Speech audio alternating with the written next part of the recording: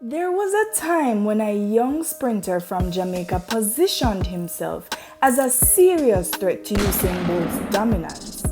He is the second fastest man ever in the men's 100 and 200 meters. His time of 19.26 seconds is the fastest 200-meter time to have not captured a gold medal. In 2007, Yohan Blake set a new national junior record of 10.11 seconds in the boys 100 meters at the Carifta Games. The week before, he had broken the Class 1 100-meter boys record at Champs, adding a gold to St. Jago High School's medal tally.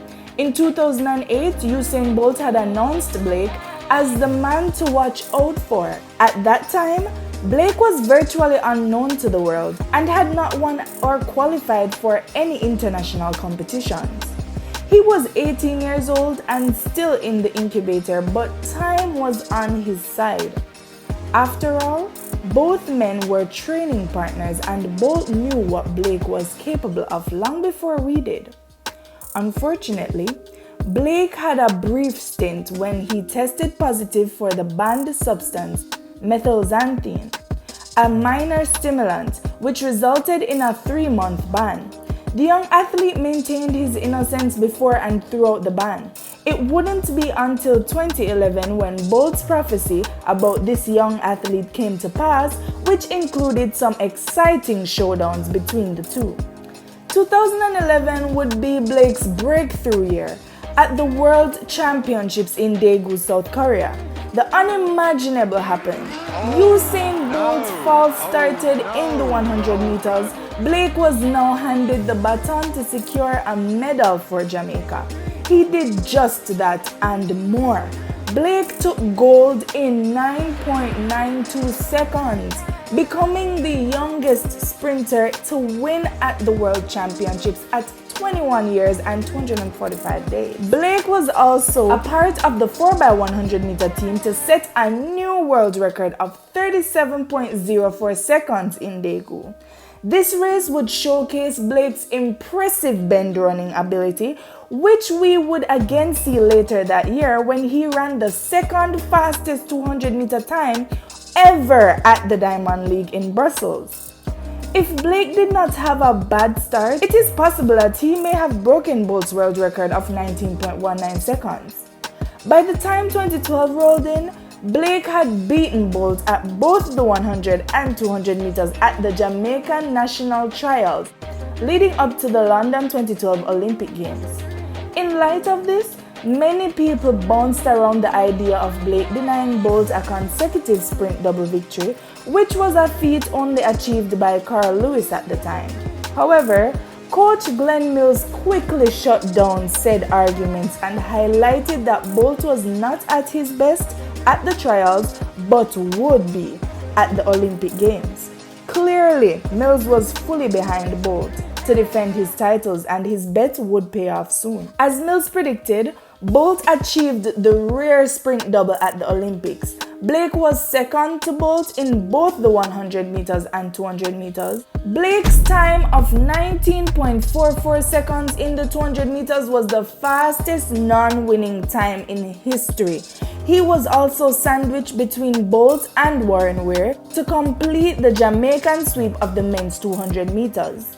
Once more, Blake ran the third leg of the relay, helping his team to win gold in a new world record of 36.84 seconds. This was the first time that a men's relay team had gone under the 37 seconds barrier.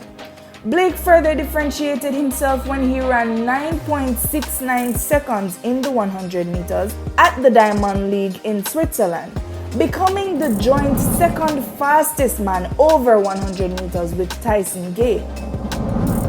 2013 would be the year that placed a halt on Blake's rapid rise as a track star. A hamstring injury kept him from competing for most of the season, thereby ending his dreams of defending his world championship title. 2014 offered a glimmer of hope, with Blake anchoring Jamaica's 4x200 meter team to victory at the World Relays in a record-breaking time of 1 minute 18.63 seconds.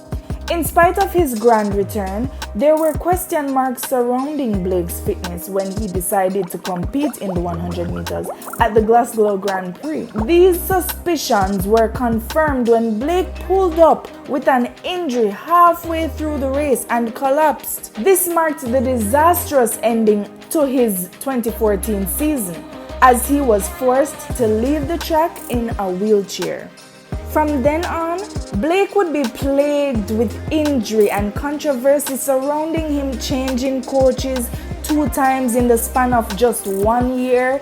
His former training partner Usain Bolt alluded to Blake being among the athletes that did not follow Coach Mills' instructions when injured. A few persons have even accused Blake of letting his ego get in the way of his recovery and success. I'll leave you to debate that one, but I do know that Blake's attempts to duplicate his success in 2011 was continuously proved futile. Despite all of Blake's achievements, as he rightfully said, they were overshadowed by Usain Bolt's. Blake even admitted, and I quote, "If you take Usain Bolt out of the picture, I'd be the fastest man. I feel I was born in the wrong time." Quite a sad statement littered with truth. At any other point in history, Blake would have been the golden boy in his sport. Competing in the Bolt era may have undermined his success, but I believe Bolt brought the best out of Blake and vice versa. It was this type of rivalry that resulted in both men rewriting the history books. At 32 years old, I don't know if Blake will be able to dominate male sprinting futuristically. What do you think? I guess anything is possible. Who thought at age 35 Shelly-Ann Fraser-Pryce would run the world's leading time in the women's 100 meters to date, capturing her 5th world championship title? I know that Blake continues to have that longing for what could have been without Bolt, but the truth is, while the praises and approval from the crowd might be alluring, he can still look at all his achievements and appreciate the magnitude of them, even if he doesn't return to his former glory. He is and will always be one of the greatest male sprinters in history.